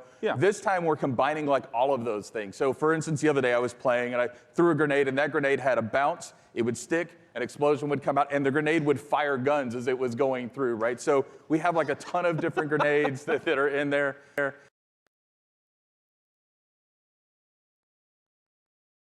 Shield where if you duck, that shield will extend out in front of you, you know, so just tons of different things that we have, you know, with our characters. Class mods are unique, and that they give you skills this time as well as enhancing the skills you currently have. I also remember earlier you mentioned about artifacts. What are those?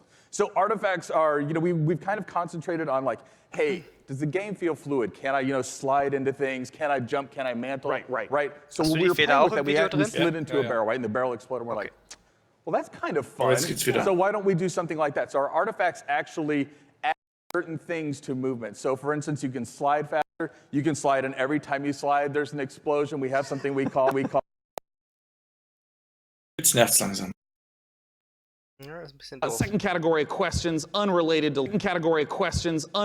loot. Well, there's going to be a single-player campaign.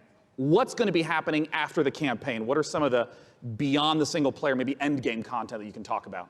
All right, in-game content. Okay, well, it's E3, so I'll give a little bit. So we have this thing what we call the Guardian system. So for those people who played Borderlands before, you might remember Badass Ranks. Badass Ranks, you can get, is basically kind of an infinite progression system that added to your stats. Yeah. We doubled down on that. We have what we call Guardian Rank. And Guardian Rank not only has that infinite progression, but it has skills and different skins that you can open up as you go through. And the cool thing about that is, like, every character that you play on that account gets the benefits of Guardian Rank. Oh, interesting. All right, last category we're going to go through, and then we're going to hit some rapid-fire questions. How do the boss fights in Borderlands 3 compare to Borderlands 1 and 2? I know those were big aspects. How do you build upon that? Right, so I think of a boss fight, like I'm an old school Nintendo fan, right? So I love huge boss fights that have like three phases and stuff like that. So now those people, smart people in the audience know that we've talked about going to vaults instead of vault, right? And so there are different like huge boss encounters there that are just, multi-phase boss encounters. We have like a lot of different mini bosses throughout the game, so a lot of different boss encounters throughout the game. Well, now I want to ask some really quick questions that should be yes or no, very brief. First from Castore, how will you be handling multiplayer? Multiplayer, we will basically be allowing anybody to jump in at any time, so. Awesome. From MHL Animations, can I pet the gun? Great question. I'm not here to judge what you do with your guns. That's a personal question. All right, great. Sam Wiseman asks, is Maya's new companion a siren?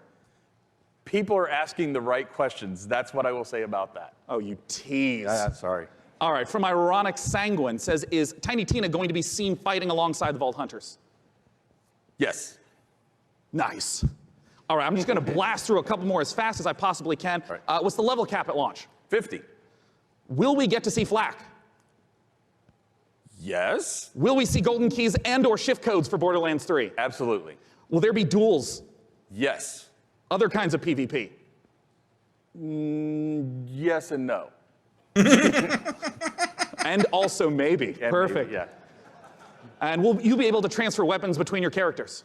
Absolutely, right from the start. Perfect. And when is the damn game coming out? Friday the 13th, 2019, September 13th. Perfect. Borderlands.com for more information. Thanks so much for joining me on stage. Sean, thank you. Ich glaube, jetzt kommt der High-Simulator, weil da stand ja gerade Press F. And once again, if you have not seen all the setups in downtown for Borderlands 3, they're beautiful. Our next game, we're going to be revisiting a guest that we saw earlier in the show. He's upstairs with Frankie. What you got for us? Oh, hi, we're live. Sorry. Hello, I was just, I was actually testing out my outfit for this weekend. I don't know, what do you think, John? I think you look really sharp, as always. Very sharp. Well, thank you so much. John Gibson, president of Tripwire, thank you for joining us again on the show. Yeah, very busy man, yes. Yes. Now, last year, we revealed Man-Eater to the world. And can you remind anyone who missed it what the game's all about? Absolutely. Man-Eater is an open-world action RPG, or Shark PG as we call it. You start as a small baby shark pup, and you have to survive in this harsh world and try to eat your way to the top of the ecosystem. The three words that we think sum the game up the best are eat, explore, and evolve. And we also have someone we'd like you to meet. Well, let's meet him then. Let's take a look at the new trailer.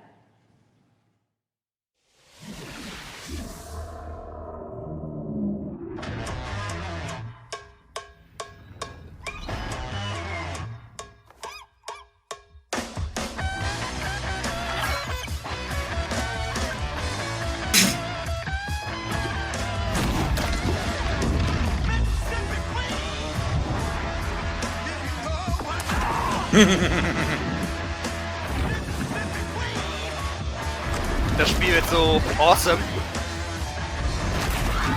Ich kenne das Spiel, das im Grunde 2D war, wo du dich quer durch die ganze Welt gefressen hast.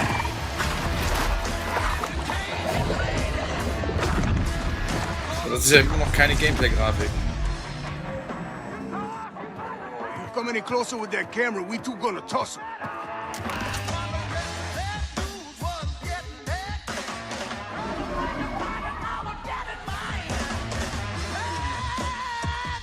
Gameplay wäre ein bisschen schöner gewesen. Na gut, klar. John, who was that appallingly dressed fisherman in the trailer? Because quite frankly, not even I would eat him. That was Scaly Pete. And Scaly Pete's the villain in this tale. Pete is a best fisherman in the Gulf, the best shark fisherman, or he'll tell you he's the best shark fisherman. And he disfigures our baby shark at the beginning of the game and does some really nasty things. So he's not a very nice guy. And now the story of Maneater is told through the lens of a reality show called Shark Hunters versus Maneaters. And it follows Pete and the player shark on its adventures. And it's a really, it's a very exciting way to tell a story. And based on that trailer, to be honest, John, it looks like your main goal of the shark is to just bite everything. Yeah, there is an awful lot of man-eating going on in this game. That is the name of the game. And but we like to think of the game as a shark-tastic fun action game. It's like GTA if you were a shark. Gameplay-mäßig auch gut aus. If there is more to the game than just eating, so we spent a lot of time moving through the water, breaching out, and adding abilities to go up on the beach for an afternoon snack. There's a lot of exciting things that you can do in the game. And you mentioned before it's a Shark PG. How does that progression system work? So there's 3 facets to the Shark PG elements of the game. There's growth, there's life phases, and there's evolutions. So growth comes about through eating things, nutrients, people, whatever you can find. And that's kind of like your XP in the game. That allows you to level up, your shark will grow a little bit, you'll get more powerful. And then at key phases that we call life phases, you'll make a big jump. So let's say you're a brooding teenage shark and you're about to become an adult. When you become an adult, you take a big leap in size, a big leap in power and capability. And then as you reach these life phases, you unlock evolutions that can be applied to parts of the shark's body. For example, you could get metallic teeth that allow you to shred boats, or a powerful tail that allows you to jump to incredible heights, or you could get mutated lungs that allow you to spend a little more time on the beach getting those afternoon snacks. Just really quickly, John, everyone's wanting to know this question. When's it coming out? So we're really hard hammerheading away at this game and trying to make it the most awesome shark RPG ever. We're not ready to announce a date, but we're pretty certain you're going to see it before the next PC gaming show. Well, I hope we do, John. Otherwise, I'm going to have to start biting people. In fact, I'm quite hungry at the moment, so I think actually I'm going to find an audience member because you guys look tasty. So I'll see you in a bit. I'm just going to have a snack. Thank you, John. Thank you. Okay, das fand Mystera jetzt interessant. Mystera hat manchmal eine komische Art und Weise.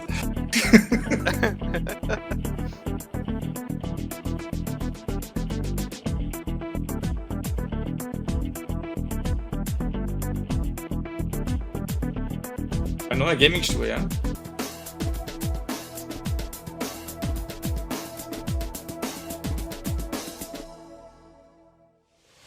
Ja, sieht so aus. You know, one of the absolute best parts about being sponsored by iWin for the PC Gaming Show is that I get to sit for this next segment and talk to you about Terraria. Terraria is one of the best-selling PC games of all time, selling almost 30 million copies. And part of the reason why it's maintained such popularity is the fact that the developers Relogic continue to add content, going from 250 items at release to now over 4,000. Let's take a look at their penultimate expansion coming up, Terraria Journey's End.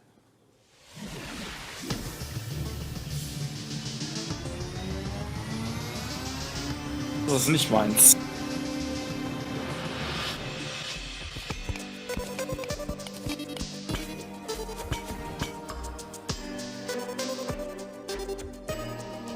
Das ist jemand für dich, oder? Ja, also lange hält mich das auch nie vom Bildschirm. Also ich finde es interessant, das Spielprinzip. Aber da kann man auch wieder so viele Stunden verbringen, das ist auch wieder Zeitfresser. Ich habe ja demnächst wohl wieder einen neuen Zeitfresser bei mir auf dem Plan mit Fallout.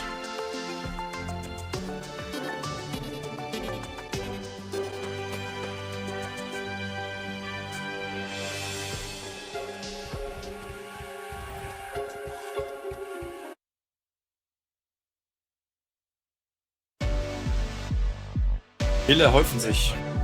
Oh, yeah. The next title that we're going to be looking at is a game that is the spiritual successor to Her Story.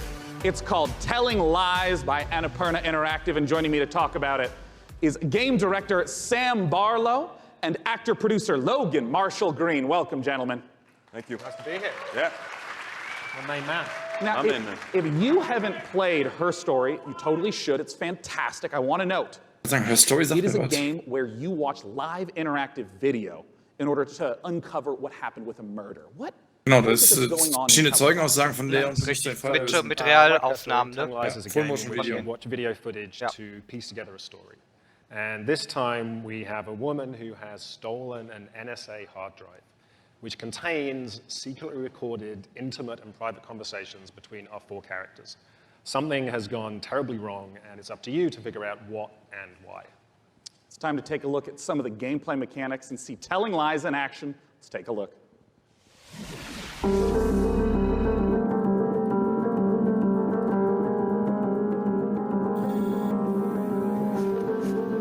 mag diese Full-Motion-Video-Games. Ich überlege, ob ich die alten mal wieder auspacke, Phantasmagoria und Once upon a time. It's late. I gotta get her in the bath. Gabriel Knight. I don't love you and I don't miss you. You already know too much.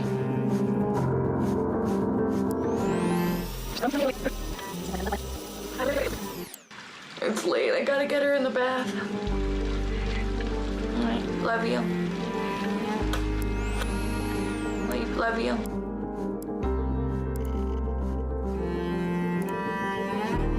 I've only ever been in love once. Gibt es auch ein Spiel, da muss man Wörter rausfinden. Wie heißt das? Don't feed the monkeys. Okay. Soll auch I guess I still carry a torch for it, which makes me an incurable romantic or underdeveloped emotionally. I'm a loyal friend.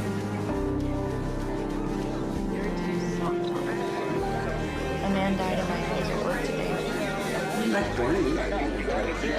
haven't done anything.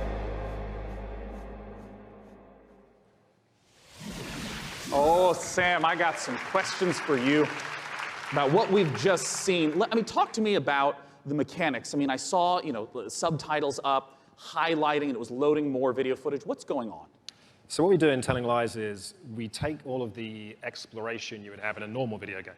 So all that walking around in a 3D world. Yeah. And we apply that directly to the story, to the footage itself. So you're going to be scrubbing around in these clips, paying close attention, and you're going to be picking up on the subtext, listening to names, people, places. And with that information, you're going to use that to find more clips, dig into those, and over time kind of build up this picture of the story. And it's truly like an open world video game. Well, I mean, a lot of times with open world video games, they talk about, the square kilometerage or miles in America. What's the sort of scope that we're talking about? Like, how many hours of footage is there? So we got like over 10 hours of footage here. Wow, really? It's a story that encompasses like 2 years. What I wanted to do with this one was, like I say, really embrace this idea of it being an open world game. You're free to explore and follow your curiosity. Just lose yourself in this story, all the characters. It's this huge, messy, colorful story that we're trying to tell. Well, I'm curious, Logan, as a performer in this kind of game, what is it like to actually try to have all the layers in there for each performance, also not knowing when a player is going to be seeing the specific footage you're performing?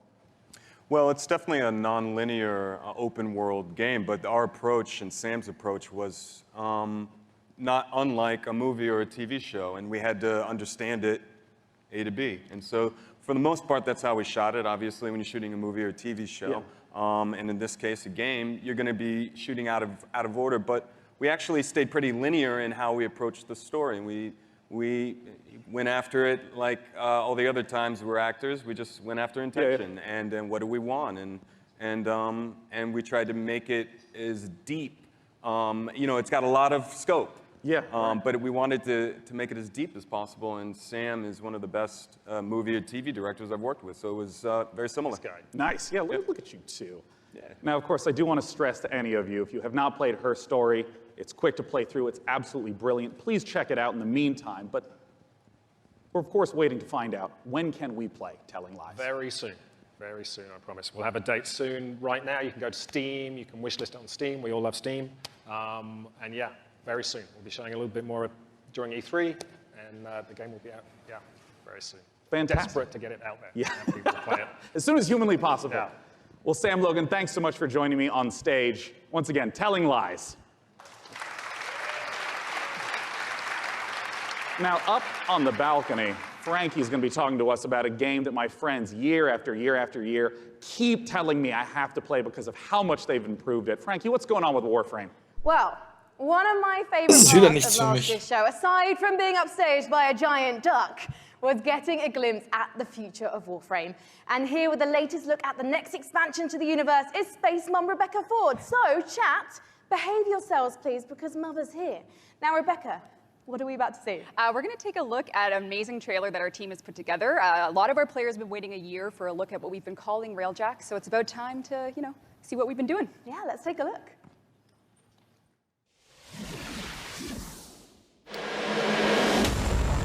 Warframe hat mich auch nie interessiert, so wirklich. Weil auch gratis spielbar, ne? Ja. Ich hab's mal ganz kurz, glaube ich, gespielt, aber... Wenn ich mich recht erinnere. Leider ganz schnell die Lust verloren wieder.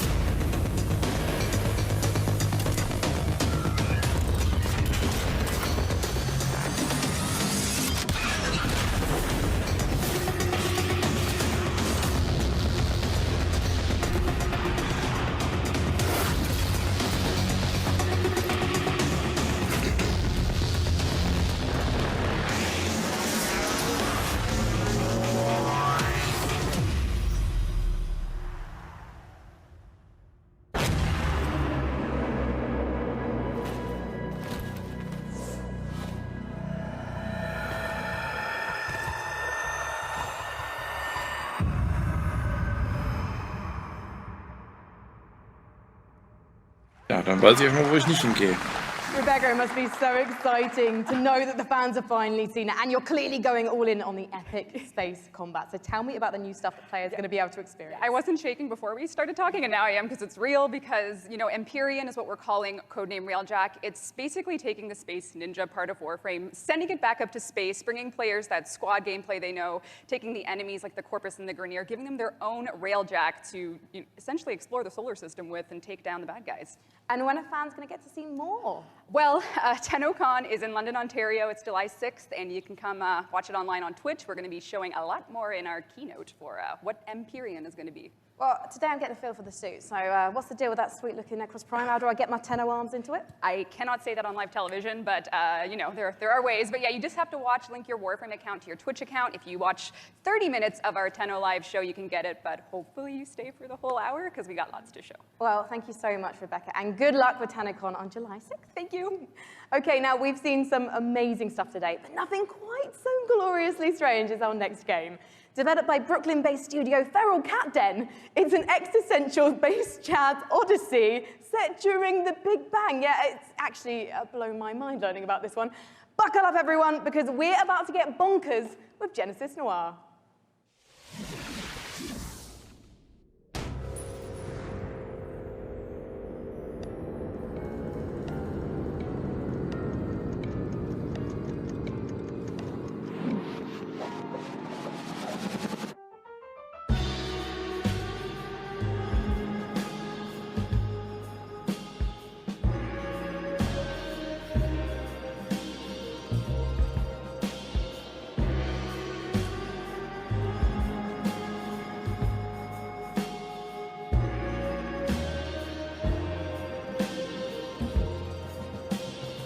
Hat auf jeden Fall eine interessante Grafik, ne? Halt noir, ne? Ja.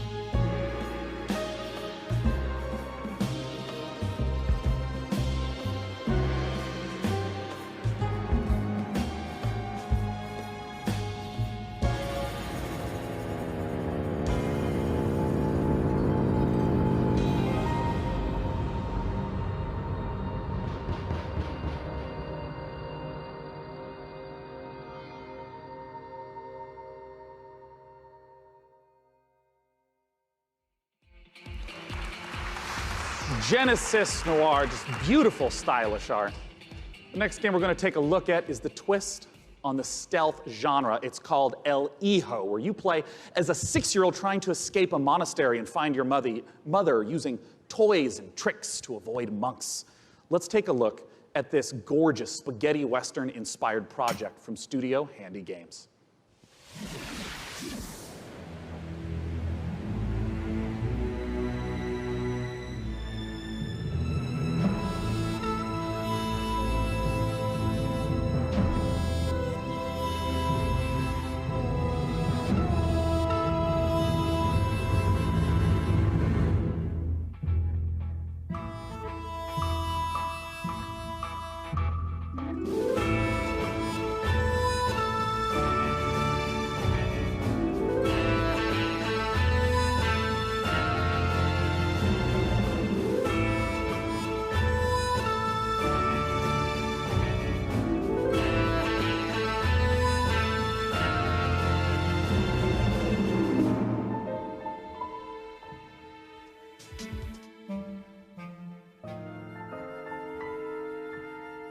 Hauptsächlich Stealth, ne, wahrscheinlich. Haben sie so gesagt, ja. Ja, genau.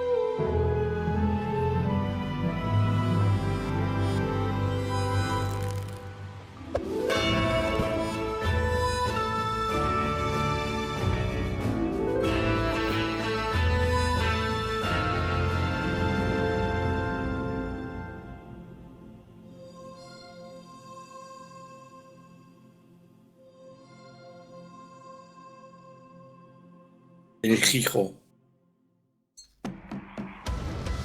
El Hijo, once again, is the title of the trailer we Baldur's just saw. Gate. For our final guest tonight, please join me in welcoming Letzte from Punkt des Larian heutigen Studios, Abends. CEO Sven Vinke, and from Dungeons & Dragons at Wizards of the Coast, the creative director of Dungeons & Dragons, Mike Murray. Baldur's Gate 3 talk kommt doch about aus deutschen Hause wieder. Baldur's Gate 3.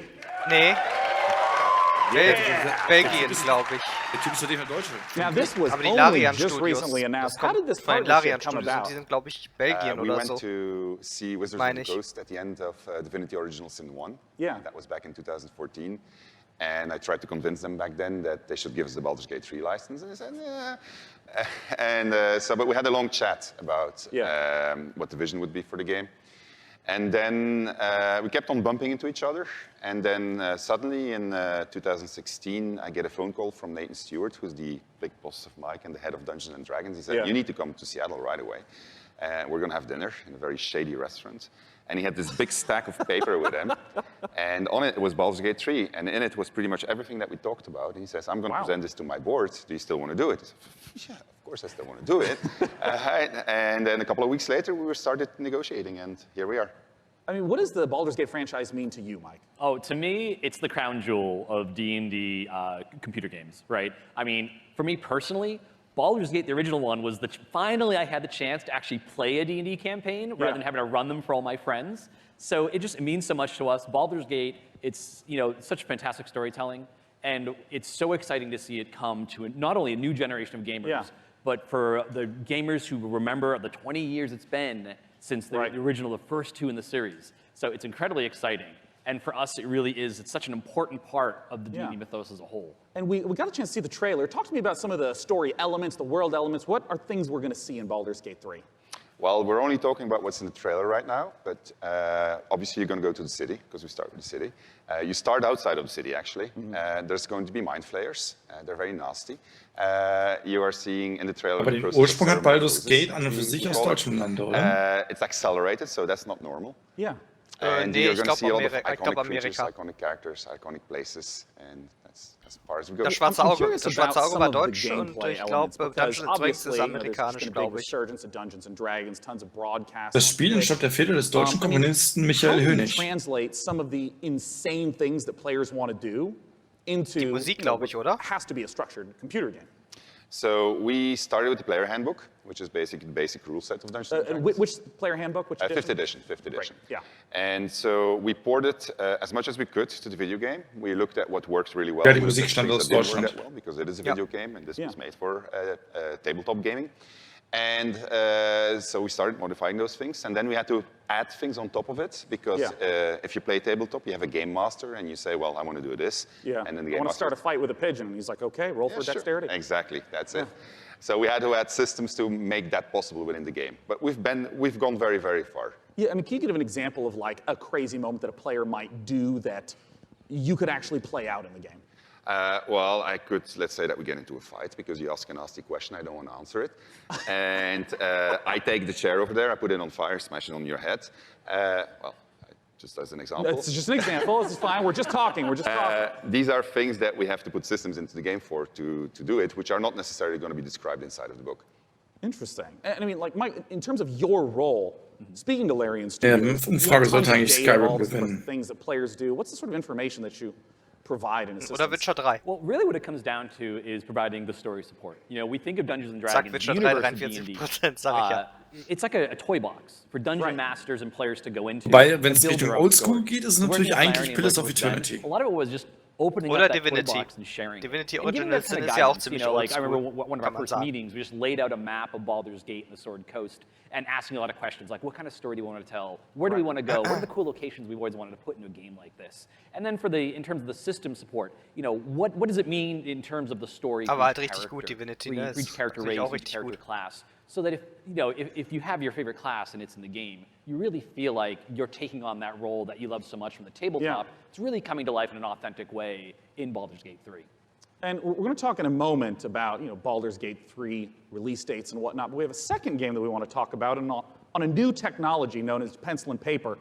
I understand that there is a tabletop prequel coming for Baldur's Gate. Exactly. So in Baldur's Gate, we think there's one saga, all the different games coming together to tell one grand story of this city. So on September 17th, we're releasing our next tabletop campaign, Baldur's Gate: Descent into Avernus, and it is the next chapter in the Baldur's Gate saga, and it's a prequel to Baldur's Gate 3.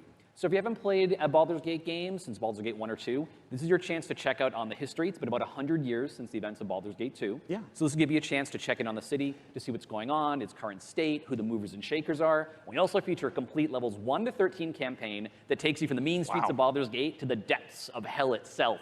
And sort of pose to the players a question, do you want to redeem Baldur's Gate or send it to damnation? So we're putting that right in players' hands to make that choice. Well, I have to ask Sven, it's a question on a lot of people's minds. What can you talk to us about expected release timeframes?